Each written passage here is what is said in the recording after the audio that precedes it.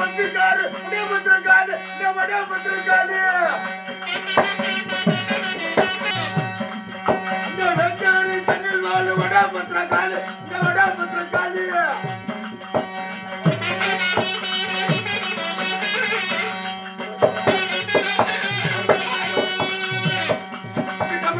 வந்திருக்காரு பத்திரக்காலி இந்த வடா பத்திரக்காலி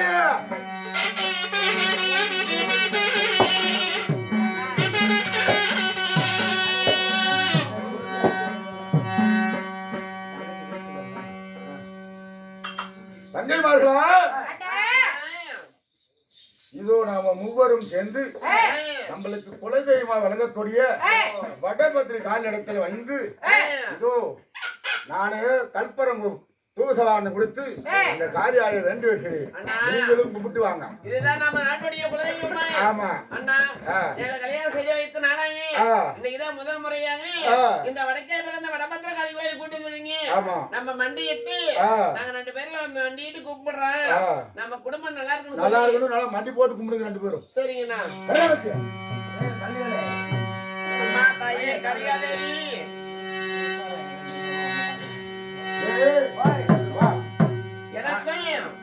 அண்ணன் குடும்பத்துக்கும் என்னுடைய கணவராயி குடும்பத்துக்கும் எந்த பையன் வராது நீதான் பாத்துக்கணும் காளிகா தேவி.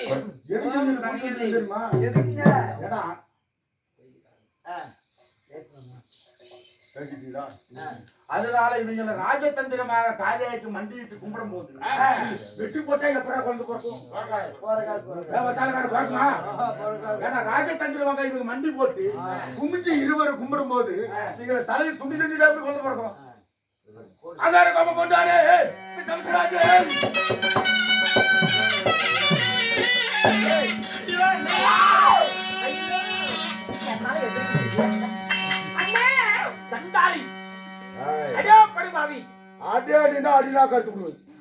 அறுக்கிறது பிறகு இழுத்து குடிச்சு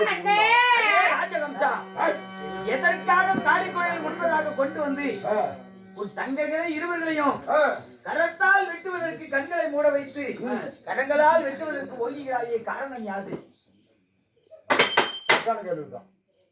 எனக்கு இதுக்கு முன்ன உனக்கு தங்க, ஆமா, இதுக்கு மேல எனக்கு மனைவி, எனக்கு தான் சொந்தம், ஆமா, உனக்கு இல்லங்கிறாங்க. கட்டா பூசாக்கு இப்படி இப்படியாவது ஏதோ ஒன்று சொல்லு. அப்படி என் மைத்தனாக என்ன சொல்கிறான், சின்னதுல இருந்து வளர்ச்சி வாலிபம் பண்ற வரைக்கும் தான் உனக்கு தங்க, ஒருவனுக்கு கட்டி வச்சுட்டு அவனுக்கு மனைவி. அதனால எனக்கு உரிமை இருக்குது. எதுக்கு வெட்டுறதுக்கு என்ன காரணம்?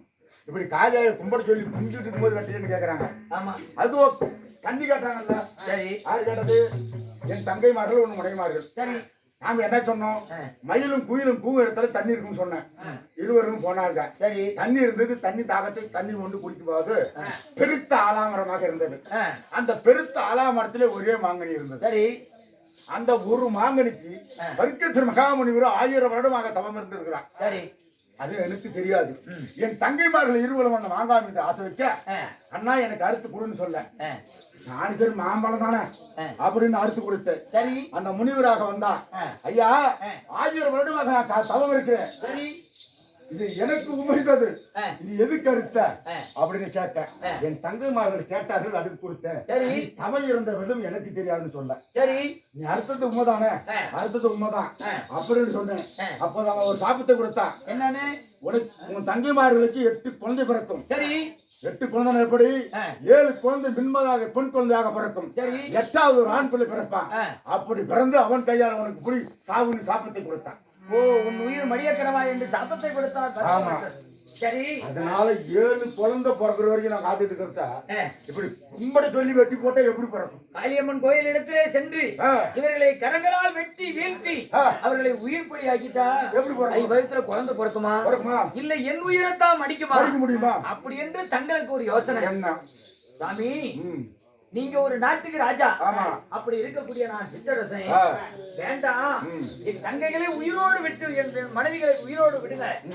உங்களுடைய இஷ்டத்துப்படி உங்களுடைய வடமதுரைகளை கூட்டி சென்று எங்களை உங்களுடைய தண்டனை என்ன இருக்கிறதோ அதை கொடுங்கள், நாங்கள் பிறகு சென்று வருகிறோம். அப்படியா? என் மனைவிமார்களை யாரையுமே கொல்லக்கூடாது, அனுமதி பெற்று நாங்கள் அனைவரும் வரோம்.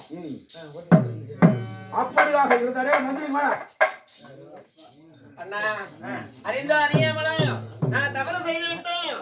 எங்க குழந்தையினால தானே எனக்கு ஆபத்து. எங்களை எதை வேணாலும் இரு, எங்க கணவன் மனையை சேர்த்து வைங்க. எத்தனை குழந்தை பிறந்தாலும் என் கணவருக்கு அது பொறுப்பு. குழந்தை பிறந்தா நாங்க உங்க இடத்துல கொண்டு வந்து கொடுக்குறோன்னு சொல்றீங்களா? என்ன சொல்றீங்க? பொறுப்புங்கிறீங்களா? என்ன சொல்றீங்க? ஆமாண்ணா, என்ன வந்து செய்யுங்கிறீங்களா?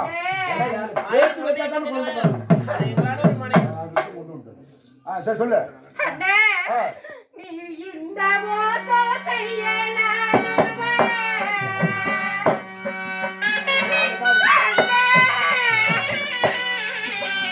வருவது வந்தால் வருவது பட்டாச்சாராக வேண்டும்.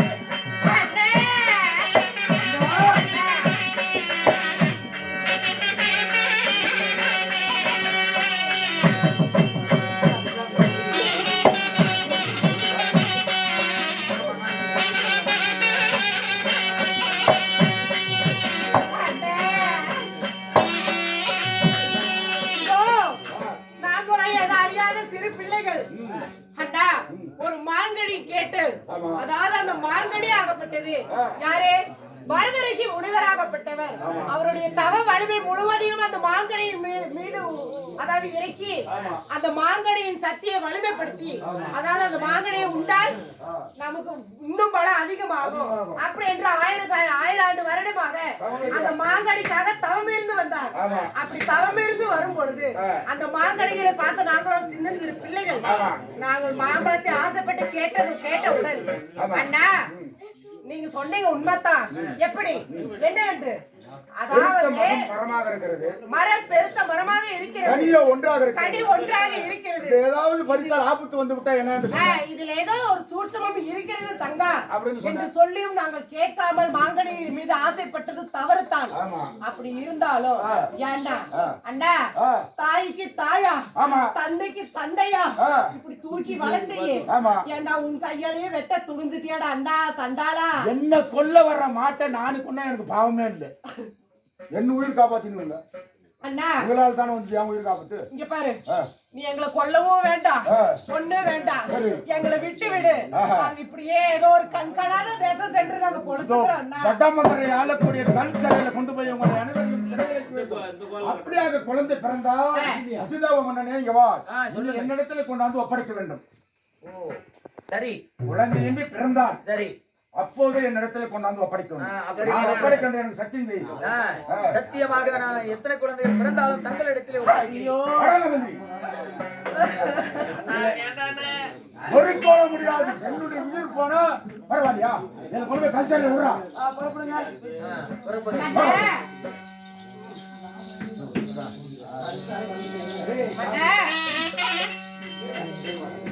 அதாவது இப்ப நம்ம என் அண்ணனாகப்பட்டவரே நம்மள இந்த கல்ச்சரையில கொண்டு வந்து போட்டிருக்காரு. அதாவது நம்மளுடைய குழந்தைகளை, அதாவது 6 பெண் பிள்ளைகள் பிறக்கும், 7வதாக ஒரு ஆண் மகன் பிறப்பான். அந்த ஆண் மகன் மூலமே உனக்கு சாவு நிச்சயம் என்று அந்த ரிஷிவராகப்பட்டவர் சாபம் கொடுத்திருக்காரு. அதாவது மன்னா இந்த 6 குழந்தை பிறந்து அண்ணன் கொண்டு நல்லா போட்டும் நம்ம 1000 தான் இருந்தாலும் நம்ம ஒன்னா இருப்போம், ஒற்றுமையாக வாழ்வோம். வாருங்கள் போகலாம்.